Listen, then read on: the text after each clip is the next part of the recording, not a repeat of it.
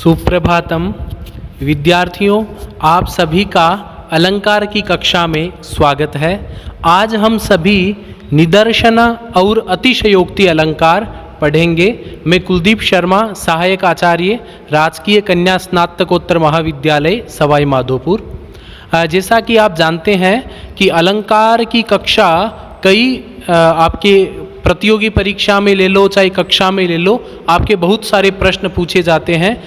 इसी श्रृंखला में कोटा विश्वविद्यालय के बीए प्रथम वर्ष के प्रथम प्रश्न पत्र में भी अलंकारों को रखा गया है।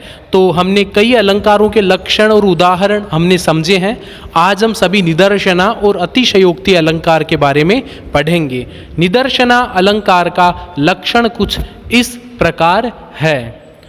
अभवन वस्तु संबंध उपमा परिकल्पकः निदर्शना भवेत् सेयं मम्मटेन यथोदिता। अब देखो इसके लक्षण में क्या कहा गया है। अभवन वस्तु संबंध है, अर्थात जहाँ पर वस्तु का संबंध परस्पर जुटता नहीं है। उपमा परिकल्पिक उपमा परिकल्पक है, अर्थात वहाँ अपने अर्थ को जानने के लिए उपमा की इमेजिनेशन की जाती है, कल्पना की जाती है। निदर्शना भवेत् सा इयम निदर्शना, इसी को निदर्शना नाम का अलंकार कहा जाता है। किसको कहा जाता है? जहाँ पर जो अलंकार के उदाहरण में जब वस्तु का संबंध आपस में युक्त नहीं होता है, संबंध आपस में बनता नहीं है उपमान और उपमेय के बीच में, तो वहाँ पर क्या उपमा माननी पड़ती है। वहाँ उपमा हमें मजबूरन माननी पड़ती है। मानने का कारण क्या होता है? अभवत वस्तु संबंध है। वहाँ पे अभवन वस्तु संबंध है, मतलब वहाँ पे क्या होता है? वस्तुओं के बीच में, उपमान और उपमेय के बीच में संबंध बैठता नहीं है। आपकी समझ में आ रहा होगा। इसी को मम्मट जी ने क्या कहा है? निदर्शना कहा है। वैसे निदर्शना का अर्थ विद्यार्थियों उदाहरण होता है। यह अलंकार वहाँ होता है जहाँ परस्पर असंबद्ध दो वस्तुओं में इस प्रकार का संबंध किया जाए जिससे उपमा वहाँ पर परिलक्षित होती है। आपके समझ में आ गया होगा। अब मैं आपको एक उदाहरण बताता हूँ, बहुत ही सुंदर और प्रसिद्ध उदाहरण है रघुवंश महाकाव्यम का।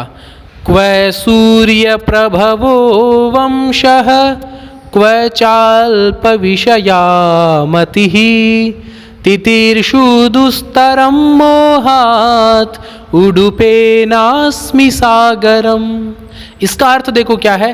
क्व सूर्य प्रभवो वंश, जब कालिदास जी रघुवंश को लिखने की सोचते हैं तब वो क्या सोचते हैं? क्व सूर्य प्रभवो वंश है, भगवान श्री राम के वंश का नाम सूर्य वंश है, रघुवंश भी कहा जाता है।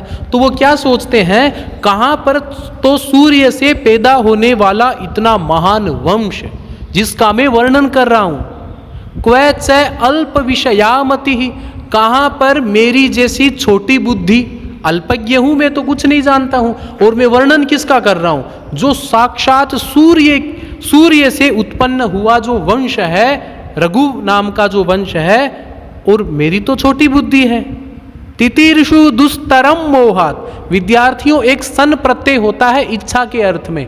खाने की इच्छा को बुभुक्षा कहते हैं, उसी प्रकार तैरने की इच्छा को तितीर्षा कहते हैं। और खुद वह व्यक्ति होता है, उसमें शनाशंस भिक्ष उह सूत्र से उ प्रत्यय लग जाता है।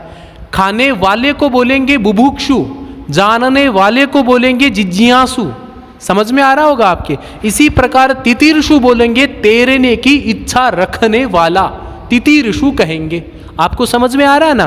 तो अब देखो क्या है, फिर भी मोह वश में छोटी सी नौका से उडुपेनास्मि सागरम मोहात दुस्तरम तितीर्षु अहम तितीर्षु, अर्थात मैं कालिदास इस बड़े समुद्र को पार रखने वाली इच्छा वाला, लेकिन मेरे पास छोटी सी नाव है।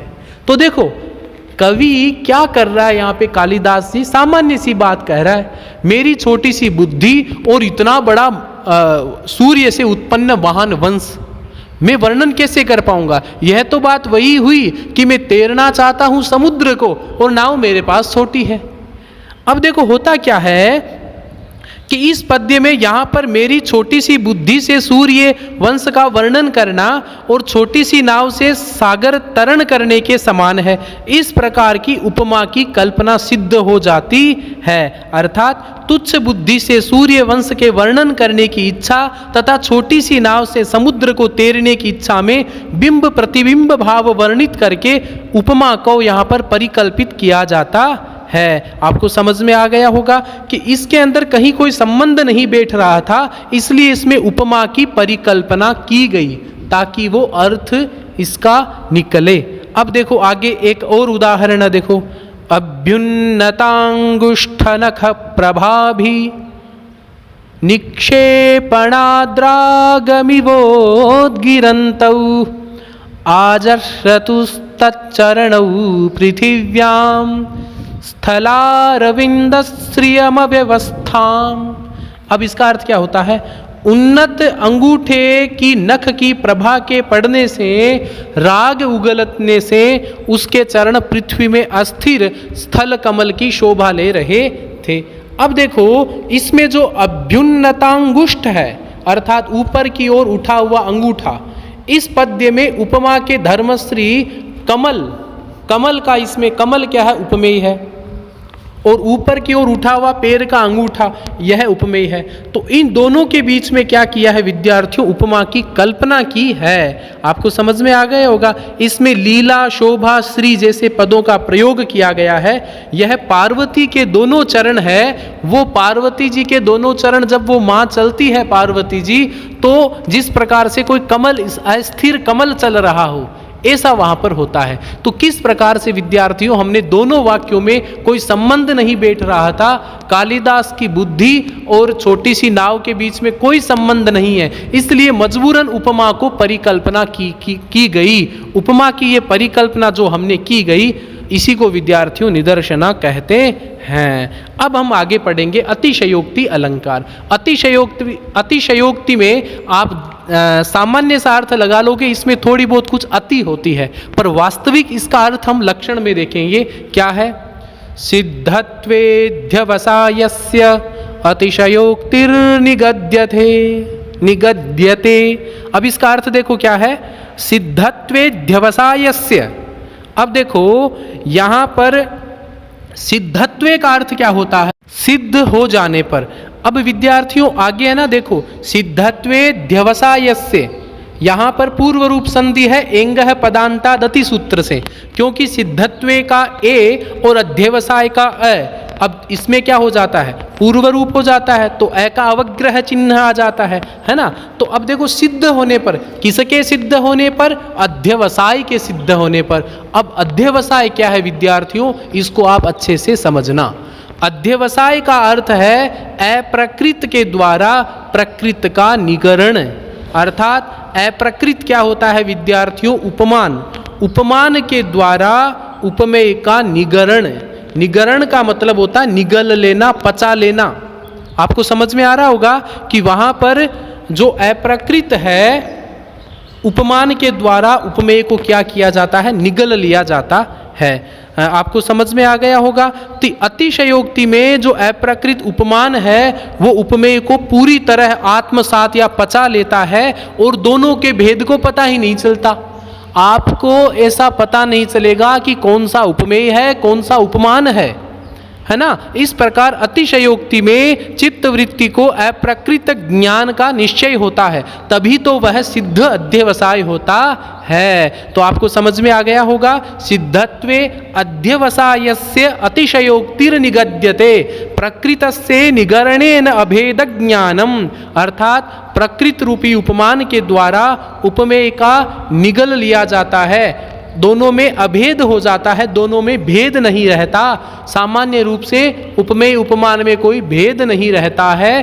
तस्य च, आपको समझ में आ गया। इसी को क्या बोलते हैं? अध्यवसाय बोलते हैं। अब देखो ये जो अतिशयोक्ति के 4 प्रकार होते हैं। अप्रस्तुत के द्वारा प्रस्तुत का निगरण, प्रस्तुत की अन्यत्व कल्पना, यद्यर्थोक्ति की कल्पना, उसके बाद में चौथा है कार्य कारण का पौर्वापर्य या विपर्यय। बाद में अलंकारिकों ने अतिशयोक्ति के 5 भेद भी माने हैं। अब देखो मैं इस उदाहरण के माध्यम से आपको अच्छे से स्पष्ट करता हूं। अभी तो आप इतना ध्यान रखना कि उपमान के द्वारा उपमेय को पचा लिया जाता है, निगल लिया जाता है। उदाहरण देखो इसका, अकाल जलदावली किरतु नाम मुक्तावली अपर्वणि विधुन्तुदतु हन्त शितद्युतिम इदन्तु महदद्भुतं यदनपाय विद्युल्लता अवलंबि कनकाचलद्वयमधो मुखम नृत्यति। अब इसका अर्थ क्या होता है? असमय में मेघ मुक्ता की वर्षा कर रहा है। अब एक बात बताओ, बादल कभी मोतियों की बारिश कर सकता है क्या? पर इसमें आपको अब यहाँ पे क्या हुआ, उपमान ने निगल लिया। उपमान कौन है? मोती। कहना तो ये चाहिए था कि पानी की बूंदें बरस रही है, पर पानी की बूंदें जो उपमेय है उसको मोती रूपी उपमान के द्वारा निगरण कर लिया गया। पूर्णिमा से अतिरिक्त दिन में भी राहु चंद्रमा को व्यथा पहुंचा रहा है, किंतु महा आश्चर्य है कि स्थिर विद्युल्लता में 2 कनकाचल सुमेरु पर्वत नीचे किए हुए नाच रहे हैं। अब देखो यहाँ पर क्या होता है कि ये जो अकाल जलदावली नामक जो पद्य है, इसमें क्या होता है, अप्रस्तुत के द्वारा अर्थात उपमान के द्वारा उपमेय को निगल लिया जाता है। अब यहाँ केशादि में मेघादि का आरोप है, अर्थात केशों से निकलने वाले जो जलकण हैं उनको मुक्तावली बोल दिया, तथा मुंह को चंद्रमा के रूप में मानकर केशों को राहु के रूप में और कामिनी को विद्युल्लता के रूप में, और उस कामिनी के 2 जो स्तन है उसको कनकाचल के रूप में कहा गया है। आपको समझ में आ रहा है ना? इस प्रकार से अतिशयोक्ति अलंकार होता है। अगले वाला श्लोक देखो, दृष्टिस्त्रीणीकृत जगत्त्रय सत्वसारा धीरोद्धता नमयति वगति धरित्रीं कौमारकेऽपि गिरिवद् गुरुतान् दधान वीरो रसकिमयमित्युत दर्प एव। तीनों लोकों के सत्व को तिनके के समान देखने वाली दृष्टि, पृथ्वी को लचकाती हुई धीरोद्धता गति, कुमार अवस्था में भी पर्वत के समान गुरुता धारण किए हुए यह वीर रस आ रहा है या दर्प ही है। अब इस द्वितीय श्लोक में कुश का वीर रस के रूप में अथवा गमन दर्प के रूप में आरोप किया है, जो प्रस्तुत की अन्यत्व कल्पना रूप अतिशयोक्ति है। आपको समझ में आ गया होगा। इस श्लोक में अयम शब्द से विषय का उपादान करके उसका अधकृत कर दिया गया है। इसी प्रकार एक और देख लो आप, अन्य देवांगलावण्यमन्या सौरभ संपद तस्या पद्मफला साक्ष्या सरसत्वमलौकिकम। विचित्र प्रकार की अंगों की सुंदरता और विचित्र प्रकार की सुगंध की सामग्री की भांति उस कमल नयनी की सरसता भी अलौकिक ही थी। अब देखो इसमें भी उपमान और उपमेय में भेद नहीं रखा। थोड़ा सा कभी इन अर्थों को समझोगे तो आपको पता चल जाएगा कि किस प्रकार से उपमान और उपमेय में यहाँ पर भेद नहीं रखा है। इसी प्रकार अगला श्लोक देख लो, पुष्पम प्रवालोपहितम यदि स्यान् मुक्ता फलम वा स्फुटविद्रुमस्थम ततो नुकुर्यात् विशदस्य तस्यास् ताम्रौष्ठपर्यस्तरुचस्मितस्य।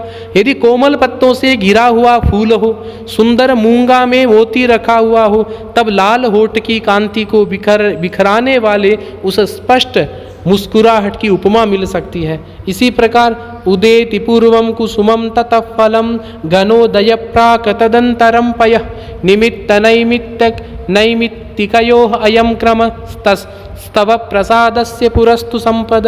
पहले फूल उगता है, फिर फल देता है, पहले बादल होता है, फिर जल वर्षा देता है। यह कार्य और कारण का क्रम है, किंतु तुम्हारी प्रसन्नता के पहले ही संपत्ति प्राप्त हो गई है ना। तो किस प्रकार से इन उदाहरणों में विद्यार्थियों आप देखोगे अतिशयोक्ति अलंकार का वर्णन किया गया है। सममेव समाक्रांतम द्वयम द्विरदगामिना तेन सिंहासनम पित्रम अखिलम चारिमंडलम। हाथी के समान चलने वाले उस वीर रघु ने पिता के सिंहासन तथा संपूर्ण शत्रु मंडल पर एक साथ आक्रमण किया, अर्थात सिंहासन पर बैठते ही शत्रु डर गए। अब देखो इन सभी उदाहरणों में जो मैंने आपको बताए, इनमें क्या है, उपमेय का उपमान के द्वारा वर्णन किया जा रहा है या निगरण किया जा रहा है। विद्यार्थियों, इस प्रकार से हमने अतिशयोक्ति नाम के अलंकार में देखा कि उपमेय का उपमान के द्वारा निगरण हो जाता है। तो आज हमने अतिशयोक्ति और उसके पहले हमने जो अलंकार पढ़ा था वो निदर्शना अलंकार था। आगे की कक्षा में विद्यार्थियों विभावना अलंकार देखेंगे, उसके बाद में हम विशेषोक्ति नाम के 2 अलंकार देखेंगे। आज के लिए इतना ही। आप सबको बहुत बहुत धन्यवाद।